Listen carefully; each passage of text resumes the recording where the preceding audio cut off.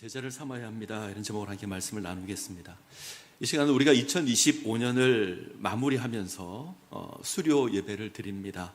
한 해의 열매를 거두는 그런 자리인 것 같습니다.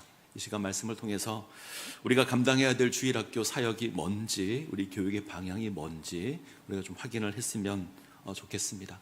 마태복음 16장을 보시면 예수님께서 가이사랴 빌립보를 지나실 때에 예수님께서 제자들에게 묻습니다. 자, 본문을 한번 보죠. 16장 15절 16절. 자막을 보겠습니다. 자, 같이 읽습니다. 이르시되 너희는 나를 누구라 하느냐? 시몬 베드로가 대답하여 이르되 주는 그리스도시요 살아계신 하나님의 아들이시니이다. 예수님께서 묻습니다. 너희는 나를 누구라 하느냐? 이 물음에 답을 하는 것이 우리 신앙입니다. 기독교 신앙은 이 물음 앞에 세워지는 겁니다. 예수가 누구인가? 우리가 아무리 교회를 오래 다닌다고 할지라도 이 물음에 제대로 답을 하지 못한다면 아마 우리는 하나님의 백성이 아닐 수도 있습니다. 예수가 누구신가? 이 물음에 정확하게 답을 할 수 있어야 합니다. 기독교 교육은 이것을 위한 겁니다. 예수가 누구신가? 우리는 아이들에게 이 물음에 대한 답을 가르칠 수 있어야 합니다. 가이사랴 빌립보는 지도를 한번 볼까요? 갈릴리 호수에서 북쪽으로 약 한 40km 정도 떨어진 곳에 위치합니다. 헬몬산에서 내려온 아주 맑은 물이 풍부해서 오래전부터 도시가 발달했던 그런 곳입니다. 특별히 헤롯 대왕이 이곳을 크게 개발합니다. 그리고 헤롯 대왕이 죽은 이후에 그의 세 아들에게 땅을 분배해서 각각 다스리도록 하는데 헤롯 빌립이라는 사람이 이곳을 통치하게 됩니다. 헤롯 빌립은 로마 황제에게 잘 보이기 위해서 이 도시를 로마 황제에게 바칩니다. 그래서 이름을 가이사랴 이렇게 짓습니다. 근데 지도를 보면 가이사랴가 지중해 변을 보게 되면 하나 더 있죠.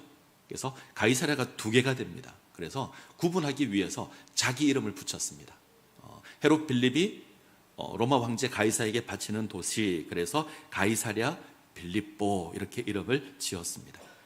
물이 풍부해서 오래전부터 우상 숭배가 아주 극심했던 곳, 이곳이 가이사랴 빌립보입니다. 특별히 바알 숭배가 아주 흔하게 일어났던 곳, 이곳을 가면 바알의 신전을 심심치 않게 살펴볼 수 있습니다. 그리고 헬라 시대가 주어지면 이 도시의 이름을 파니아스라고 짓습니다. 파니아스, 그리스 신 가운데 판이라고 하는 신이 있습니다. 이 신의 이름을 따서 파니아스 그러는데, 이 판은 염소 모양을 하고 있는 신입니다. 가축의 신 알려져 있습니다. 그래서 이 가이사랴 빌립보를 가면 판신을 섬기는 신전이 있습니다. 여기에 헤롯 빌립이 로마 황제를 기념해서 대리석 신전, 로마 황제를 숭배하는 신전도 세웠습니다. 당시 사람들이 로마 황제를 신의 아들 이렇게 불렀습니다. 그러면 바알 숭배가 있죠, 판 신전이 있죠, 로마 황제의 신전이 있죠, 여기에 제우스 신전도 있습니다. 그리스 로마 신화를 보게 되면 최고의 신이 제우스입니다. 이 가이사랴 빌립보에 온갖 신들이 다 있는 겁니다. 자, 그림을 한번 볼까요? 가운데 있는 게 제우스 신전, 판 신전도 있고요, 로마 황제 신전도 있습니다. 온갖 종교들이 다 모여 있습니다. 사람들이 살아가면서 사람들이 섬기는 신이라는 신은 다 이곳에 모여 있습니다. 신 중에 제일이라는 제우스가 있고, 세상을 풍요롭게 하는 풍요의 신이 있습니다. 바알이 있고 판이 있고, 신의 아들이라 불렸던 로마 황제의 신전도 있습니다. 자, 이곳에서 예수님께서 묻는 겁니다. 너희는 나를 누구라 하느냐? 우리를 향해서 묻는 겁니다. 우리가 사는 세상은 가이사랴 빌립보와 같습니다. 온갖 우상들이 가득한 곳이 우리가 사는 세상입니다. 바알이나 판과 같은 돈의 우상이 세상을 흔들고 있습니다. 맘몬입니다. 신의 아들이라 불리는 로마 황제와 같은 권력의 우상도 있습니다. 쾌락의 우상이 세상에 가득합니다. 이 세상에서 사람들은 예수를 신이라 생각하지 않죠. 훌륭한 사람, 선지자, 위인, 이 정도 생각할 겁니다. 근데 우리는 달라야 합니다. 너희는 나를 누구라 하느냐? 이 물음에 대해서 우리는 온전한 대답을 할 수 있어야 합니다. 자, 베드로가 여기에 대해서 답을 하죠. 자, 16장 16절을 보시면 시몬 베드로가 대답하여 이르되 주는 그리스도시요 살아계신 하나님의 아들이시니이다. 예수님은 그리스도입니다. 우리를 구원할 구원자가 되시고 우리를 구원할 메시아가 되십니다. 바알이나 판이 우리를 구원하는 게 아닙니다. 제우스가 우리를 구원하는 게 아닙니다. 오직 예수님께서 우리를 구원할 구원자가 되십니다. 이 예수님은 살아계신 하나님의 아들입니다. 로마 제국에서 신의 아들이라 불린 건 로마 황제였는데, 그리고 그 권세로 세상을 다스렸는데, 우리는 고백합니다. 로마 황제가 신의 아들이 아니라 예수 그리스도께서 하나님의 아들이 되십니다. 기독교 교육은 이것을 가르치는 겁니다. 우리가 이 일을 감당해야 합니다. 우리 아이들에게, 다음 세대에게 예수가 그리스도다, 예수가 메시아가 되신다, 그가 살아계신 하나님의 아들이 되신다 가르쳐야 하고 저들이 고백할 수 있어야 합니다. 이것이 기독교 교육의 사명일 겁니다. 오늘날 한국 기독교가 참 어렵습니다. 이 어려움의 핵심에는 다음 세대 문제가 있습니다. 교회마다 주일학교가 없죠. 다음 세대가 없습니다. 흔히 하는 이야기로 사대문 안에 주일학교가 있는 교회가 얼마 되지 않습니다. 전국의 교회가 100개라면 한 30개 정도가 주일학교가 있고 나머지는 주일학교가 없습니다. 제가 주일학교를 다닐 때 부서별로 100명이 넘었습니다. 그때는 작년 숫자가 200명 정도 되는 교회였는데, 제 모교회가 작년 숫자가 200인데 부서별로 숫자가 100이 넘었습니다. 유년부 100 넘고요, 초등부 100 넘고, 중등부 100 넘고, 고등부 100이 넘었습니다. 주일학교 숫자가 작년보다 훨씬 더 많았습니다. 아마 저만 그런 기억을 가지고 있지 않을 겁니다. 아마 이 자리에 앉아 계신 대부분의 분들이 아마 그런 기억을 가지고 있을 겁니다. 이게 먼 조선시대 이야기가 아니고요, 100년 전이나 200년 전 이야기가 아닙니다. 한 30년 전, 40년 전, 그때 그랬습니다. 적어도 20년 전만 하더라도 저희가 주일학교 걱정을 잘 하지 않았습니다. 근데 지금은 아닙니다.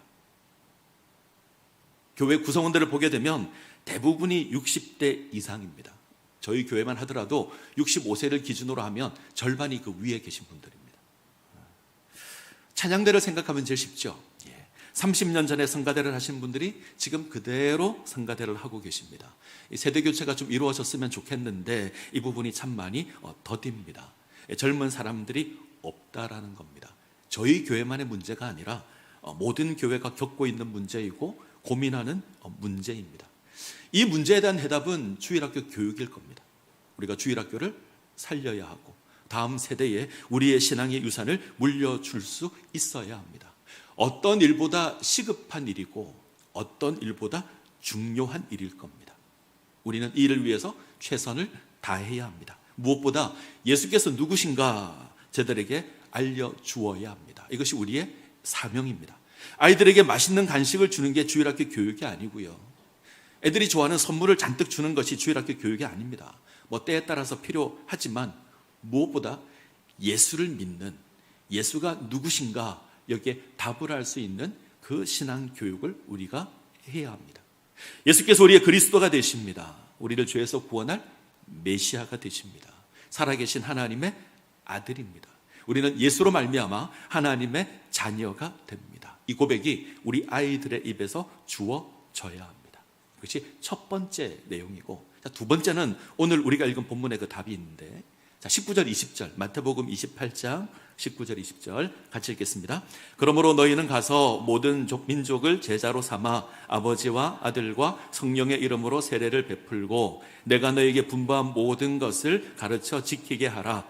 볼자다 내가 세상 끝날까지 너희와 항상 함께 있으리라 하시니라.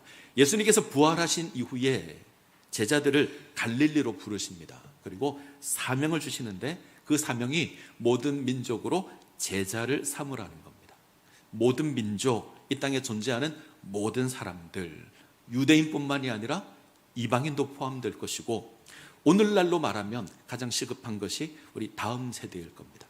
우리 다음 세대를 제자로 삼아야 합니다. 예수님의 제자로 저들을 세워야 합니다. 그리고 아버지와 아들과 성령의 이름으로 세례를 베풀어야 하고, 예수님께서 말씀하신 모든 것을 가르쳐 지켜야 합니다. 이것으로 예수님의 제자 삼는 겁니다. 제자가 뭘까? 성경에서 제자는 단순하게 지식을 배우는 사람이 아닙니다. 성경에서 제자는 한 스승에게 속하여서 스승의 삶을 담는 겁니다. 닮아가는 겁니다. 예수님의 제자를 삼는 건 예수님의 삶을 닮아가는 겁니다. 우리가 이것 가르쳐야 합니다. 예수께서 우리의 그리스도가 되신다, 살아계신 하나님의 아들이 되신다, 이걸 가르치고 고백하게 했다면 우리는 또 하나, 저들로 하여금 예수님을 닮게 하는 그 교육을 우리가 해야 합니다. 세상에 어떤 가치를 가르치는 게 아닙니다. 세상에 어떤 이념을 가르치는 것이 아니고 세상에서 어떻게 하면 성공할 수 있는가 가르치는 게 아닙니다. 예수님의 제자로 예수님을 닮는 삶, 이것을 우리가 가르쳐야 합니다. 자, 정리하겠습니다. 우리 자녀들에게 예수 그리스도를 증거해야 합니다. 예수를 알게 해야 하고 예수를 고백하게 해야 합니다. 주는 그리스도시요 살아계신 하나님의 아들입니다. 이 고백을 우리 자녀들이, 우리 믿음의 후손들이 이 고백을 할 수 있도록 우리가 저들을 가르쳐야 합니다. 그리고 저들을 우리 주님의 제자로 세워야 합니다. 머리로 예수를 아는 것이 아니라 예수님의 삶을 본받는 존재로 우리가 저들을 세워가야 합니다. 이것이 우리가 감당해야 될 기독교의 교육입니다. 저는 우리 교회가 이 사명 감당할 수 있기를 원합니다. 그리고 우리 교회가, 우리 교회 주일학교가 이 사명 감당하는 주일학교로 세워지기를 간절히 소원합니다. 연애 가운데 세워지기를 간절히 소원합니다.